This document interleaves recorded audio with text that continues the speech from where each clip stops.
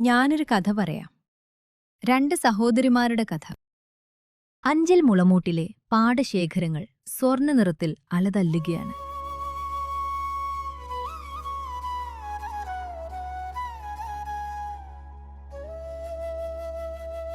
വയലേലകളിലെ അധിപനായ കടയാറ്റുണ്ണിത്താൻ തന്റെ പ്രതാപത്തോടെ ഉരവോത്സവം നോക്കി നിൽക്കുന്നു. കൊള്ളുന്ന വെയിലിൽ ഉരവകാരും കാളകളും വിയർപ്പൊഴുക്കുമ്പോൾ ദൂരെ വയലരികിൽ അസാധാരണമായൊരു ദൃശ്യം ഉണ്ണിത്താന്റെ കണ്ണിലുടക്കി. ദിവ്യ ചൈതന്യമുള്ള രണ്ട് സ്ത്രീകൾ. മണൽത്തരികൾ പോലും ഉരുകുന്ന വെയിലിൽ തളർന്നു നിൽക്കുന്ന ആ സഹോദരിമാരുടെ പക്കലേക്ക് ഉണ്ണിത്താൻ വേഗമെത്തി. അവരുടെ ആകാര സൗന്ദര്യവും മുഖത്തെ തേജസ്സും കണ്ടപ്പോൾ അതീവ ബഹുമാനത്തോടെ അദ്ദേഹം തന്റെ കയ്യിലുണ്ടായിരുന്ന പാലക്കൊമ്പ് മണ്ണിൽ കുത്തി അവർക്കായി ഒരു താൽക്കാലിക വിശ്രമ സങ്കേതമൊരുക്കി. എന്നാൽ കൺമുന്നിൽ നിന്നിരുന്ന ആ രൂപങ്ങൾ നിമിഷനേരം കൊണ്ട് അദൃശ്യരായി. കടയാട്ട് കളരിയിലെ വിരുന്നുകാർ വയലരികിൽ നിന്ന് മാഞ്ഞു പോയ ആ സഹോദരിമാർ പ്രത്യക്ഷപ്പെട്ടത് കടയാട്ട് കളരി മുറ്റത്തായിരുന്നു. ഉണ്ണിത്താന്റെ വൃദ്ധയായ മാതാവ് ഇട്ടിയമ്മ വാത്സല്യത്തോടെ അവരെ സ്വീകരിച്ചു. വിശന്നു തളർന്നെത്തിയ വിരുന്നുകാർക്കായി ഇട്ടിയമ്മ വീടിനുള്ളിൽ പോയി ഇളനീരും ഫലമൂലാദികളുമായി തിരിച്ചെത്തി. എന്നാൽ മുറ്റം ശൂന്യമായിരുന്നു. വന്നവരാരാണെന്നറിയാതെ ആ വൃദ്ധമാതാവ് പകച്ചു നിന്നു. ഭഗവതിമാരുടെ സാന്നിധ്യം തിരിച്ചറിഞ്ഞ ഉണ്ണിത്താൻ നാട്ടുകാരെയും കൂട്ടി അവർക്കായി തെരച്ചിലാരംഭിച്ചു. മൂത്തവൾ അഞ്ചൽ ഭഗവതിയായി കുടികൊണ്ടപ്പോൾ അനുജത്തി കടക്കൽ ദേശത്തേക്കാണ് യാത്ര തിരിച്ചത്. തമിഴകത്തു നിന്നും ചരക്കുമായി കടക്കിലേക്ക് വരികയായിരുന്നു പനയപ്പൻ. യാത്രക്കിടയിൽ ഒരു സ്ത്രീയും കുഞ്ഞും തന്റെ വണ്ടിയിൽ കയറാൻ അനുവാദം ചോദിച്ചു. കാരുണ്യവാനായ പനയപ്പൻ അവരെ കൂടെ കൂട്ടി. കടക്കലിലെത്തിയപ്പോൾ പനയപ്പൻ ആ സുന്ദരാംഗനയെ തന്റെ പീടികയിലേക്ക് ആനയിച്ചു. പെട്ടെന്ന് ആ സ്ത്രീയുടെ ഭാവം മാറി.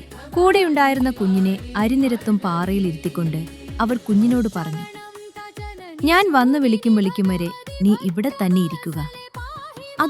അതൊരു കൽപ്പനയായിരുന്നു. ശത്രുനിഗ്രഹത്തിനായി ആ അമ്മ തന്റെ ഘോരരൂപം പ്രാപിച്ചു. പീടികയിലെ പ്രകമ്പനം കടക്കൽ ദേശം നടുങ്ങിപ്പോയ നിമിഷങ്ങളായിരുന്നു അത്.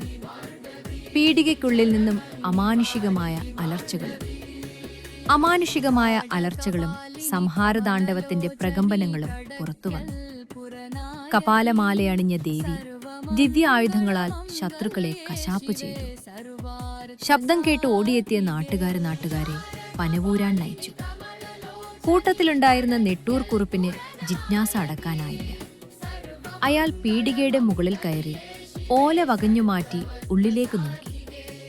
ആ ദൃശ്യം കണ്ടതും ഒരു മിന്നൽ പിണർ പോലെ ഒരു ശൂലമുന നെട്ടൂരാന്റെ കണ്ണിലേക്ക് തടച്ചു കയറി. ഭയാനകമായ ആ ശബ്ദം നെട്ടൂരാന്റെ കാതുകളിൽ മുഴങ്ങി.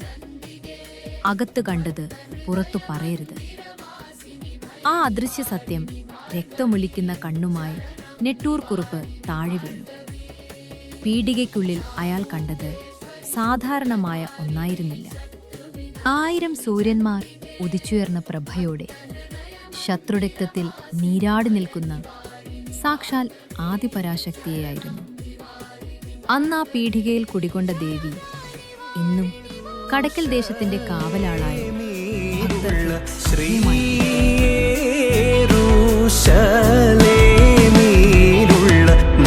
മന്ദിരം നിമിത്തം അരജർ നിനക്ക് ഭയന്നു തിരുമുന്നിൽ. മന്ദിരം നിമിത്തം അരജർ നിനക്ക് ഭയന്നു തിരുമുന്നിൽ. കാഴ്ച കൊണ്ടുവരുമേശുവിന്നു ജയമേശുവിന്നു ജയമേശുവിന്നു ജയമേ. ഈ പരദേവന ഹോ നമുക്ക് പരിത്രാണനത്തിന്നതി